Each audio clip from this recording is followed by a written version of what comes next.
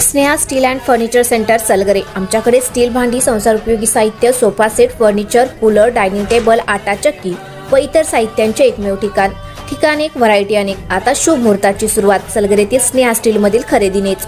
वाजवी दर, सजवा फर्निचरने तुमचे घर। सर्व साहित्यावर बजाज फायनान्सची खास सोय उपलब्ध। स्टील भांड्यांना 5 वर्षे गॅरंटी, तर फर्निचर साहित्यास किडवाळीपासून लाईफ टाइम वॉरंटी। खात्रीशीर खरेदीसाठी मिरज पूर्व भागातील एकमेव ठिकाण Sneha steel and furniture centre Salgare. आमचा पत्ता रवींद्र वस्त्रनिकेतन शेजारी सलगरे। संपर्क 90 96 25 91 38। प्रत्येक बातमीतील घटनेच्या वास्तविकतेची तुलना थेट पाहत रहा चांगली अपडेट।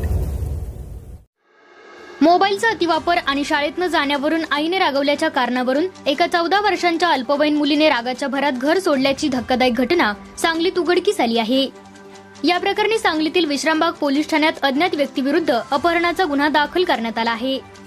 मिळालेल्या माहितीनुसार सांगली येथील टिंबर एरिया अग्निशामक दलाजवळ असलेल्या नवीन वसाहतीत राहणाऱ्या सौ संगीता गणपती ऐवळे वय वर्ष 42 यांनी या प्रकरणी फिर्याद दिली आहे।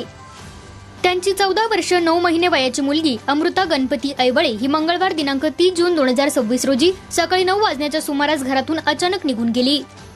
अमृता ही शाळेत जात नव्हती, तसेच सतत मोबाईल वापरत असल्यामुळे आई संगीता यांनी तिला समज देऊन रागवले होते। याचाच राग मनात धरून मला शाळेत राहायचे नाही, शाळा शिकायची नाही, मी घर सोडून जाणार आहे असे म्हणून अमृता घरातून निघून गेली। नातेवाईकांकडे व परिसरात शोध घेऊनही तिने सापडल्याने शेवटी कुटुंबियांनी पोलिसात धाव घेतली। मुलगी अल्पवयीन असल्याने कायदेशीर तरतुदींनुसार विश्रामबाग पोलिसांनी भारतीय न्याय संहिता कलम 137(2) अन्वये अज्ञात व्यक्तीविरुद्ध अपहरणाचा गुन्हा नोंदवला आहे। कोणीतरी अज्ञात इस्माने तिला फूस लावून पळवून नेले असावे असा संशय पोलिसांना आहे।